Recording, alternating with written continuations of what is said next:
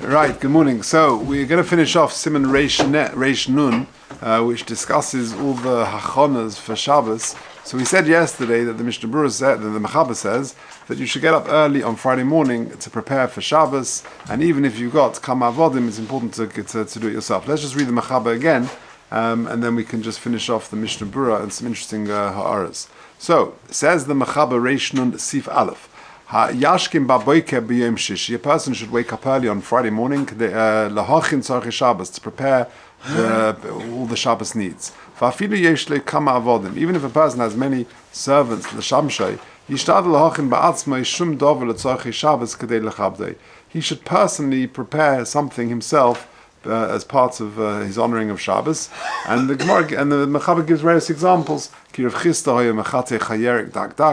the vegetables very fine. For Rabbi they would chop wood. For he would light fire. For he would prepare the house. Bring in the Shabbos things, put away the chol things. And therefore every person should learn from them. And lo yomar lo efkem kavodi. It's not my, it's beneath me to roll my sleeves up and to be involved in Shabbos preparations. That is your honor, that you are being mechabed the Shabbos. On the contrary, v'yesh lahachiz asakin, says the Rama, be'erev Shabbos you should sharpen the knife. Zeh mekaved the Shabbos shemechin atzmei la'achila. That you're preparing it for eating. Now, we were up to Sifkat and Gimel, and we said the importance of lahachin ba'atzmei. So there's a very interesting footnote, number 15. We started the first part, the first paragraph. So let's just quickly review that. About the importance of a person preparing for Shabbos. The Chaim writes in the Sefer Shem Olam, Shamayt b'Shem God Lechot, it doesn't say who. Someone who keeps Shabbos properly in this world. Even if he's done other averas, which sadly means he's got to go to Gehenna for a period of time, he gets respite on Shabbos. And it's not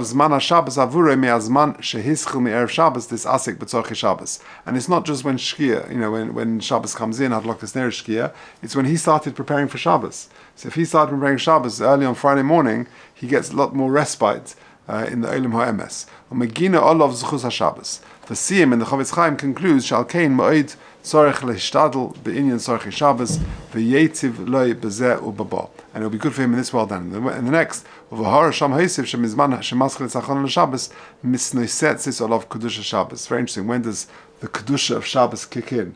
Is it after you showered and got ready? Is it, at what point? So he says it's when you're already beginning the preparations for Shabbos. Now, just continuing, this is quite interesting. Next paragraph, I'm in footnote 15 still. What exactly are the parameters of this preparation?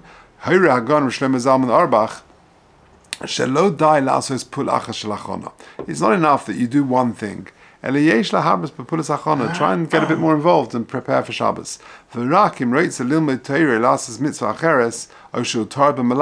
you've got other things you're learning, or you're busy with work or another mitzvah, then you can get away with doing one action for Shabbos. So, that's the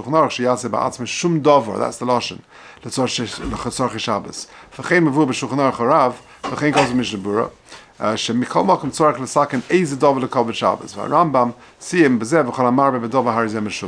Very interesting. So it's important that a person involves himself in the Shabbos preparations. Because, as the Chavetz Chaim himself writes in another sefer, it's going to help him in the world to come, that the respite a person will get, if he has to go through a period of Gehenna, he'll get respite on Shabbos. But that begins not just at Shkia, it begins when you start preparing for Shabbos. So the earlier the better in some respects. We discussed yesterday whether Thursday or Friday is better.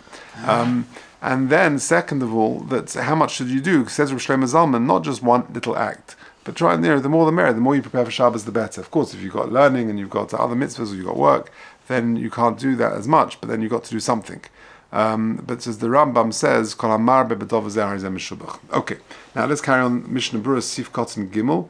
The mitzvah covered Shabbos mutal al kol odom. It's on every single person.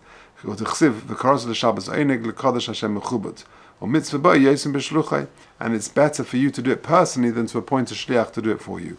V'uadin b'chol mitzvah ba yosim b'shluchai, and that's, like the Gemara in Kiddushin says, that extends to all mitzvahs. V'ayim bir halacha. But just by the way, I remember when I was in yeshiva, I used to go visit a man who's a long time ago already. He's no longer alive, but he was a Holocaust survivor, and he was very close to the Baba Rebbe, Reb Shlomo Halberstam. And he used to visit him in the early years after the war. It was much smaller than it is, of course, today. But and he would see Reb Shlomo every Erev Shabbos. He would prepare like an avocado, like an egg salad, an avocado guacamole they call it. Yeah, nowadays a fancy name, but it's avocado salad. And he himself would prepare it, and with with lemon juice and salt and whatever he did. And he saw the Rebbe himself. I'm sure had a lot of people would have happily made the avocados dip for him. But he saw the Rebbe would do it each week. That was his thing. Okay, carrying on the Mishnah Berurah. Kalsu hasvarim. Yaharer b'tshuva v'yafashish ma'asav kol Erev Shabbos. Erev Shabbos is a good time to be mahar b'tshuva and to introspect. Ki Shabbos mikri kale malkasa, or ki ilu mekabel pnei hamelech yisparach shemai.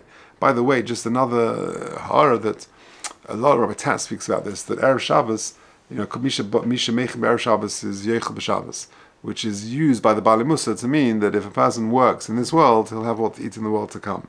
And some of the halachas of Shabbos reflect that. So, for example, there are halacha to cut nails before Shabbos, sometimes to go to the mikveh. Even though you don't go to the mikveh, there's a shower and Tisha Kavin and all the rest of it. But all of that is something we do after 120. The Chevra Kedisha cut nails, they wash the body, and therefore part of the hachonas for Shabbos is a reminder of the mortality of a human being, and Mechin Erev Shabbos is Yechel b'Shabbos. Okay, ve'ein noah lekabel k'sheu lavish bebloi haschovas shel chedes avonis, and therefore introspecting on Erev Shabbos is very much part of this, and therefore it's not appropriate to greet the Melech with worn and dirty clothes. V'yesh lefanus kurei achbish Shekarin Spinnwebs, which is spider webs. Yeah, clean the house and make sure there are no spider webs. It's all neat and tidy. Mehabayis be'erev Shabbos. Cholshken shetzorech lechabed habayis mehavak ve'ofa me'ba'ediyim, to sweep the floors. V'zeh hakol bichlal koved Shabbos. V'yidame b'dayta kilu yavei elov lehisachsein melech bosa v'dom. Imagine you got a chashuv guest coming, you're going to sweep up and make sure it looks nice. Come mechabed habayis v'matzia mitzvahs, you make the beds and everything will look nice. V'kolshken Shabbos malkaseh. Even very important people, certainly in the short winter Fridays, they should also roll up their sleeves and be involved. And certainly when it's getting close to Shabbos and there's lots to do and it's not all happening, then that's all the more so to roll up your sleeves and help. Says the Mishnah Berurah, they themselves would sweep the floors of the house on the short winter days, so that there shouldn't chas v'shalom be chil Shabbos. V'zeu chiv gomer kol adam, the mai shnod the ein lo misha yachin ha'shliach ein lo pnai. Because if what difference does it make if you haven't got someone to help you prepare? If the shliach hasn't got time, you got to make sure there's no chil Shabbos. It's a Mishnah Lamaisa in Shabbos. You're meant to tell your bnei bayis to make sure that everything you should do it in a benachas. But it's important to make sure that there's no chil Shabbos. Sif koten hey kizehu kavoidai. Obesifri masmich neakrov yodai to kishon bolecha zu hashchozas hasakin. Making sure the knife is sharp. Kiim keiha hasakin yuchel lovely for omledei ktotach has v'shalom, because it could cause machlekas and upsets. With shilas and things like that. Okay, halacha base yarbe bebosa v'yayin of a migdonos kafiya choltei. Person should increase meat and wine and delicacies according to his financial means. Says in the Mishnah Berurah, ayin le'el b'sim Reish Mem Beis shom mavua kol haprotim b'zeh. So that we discussed back in Reish Mem Beis. If you just look at 22, he says shom hevi es divrei haGemara shetzorech le'anikas haShabbos bedogim gedolim v'roshei shumin v'tavshil shel trodin. That was the lashon, with fish and garlic and things like that. That was considered choshev foods back in the day.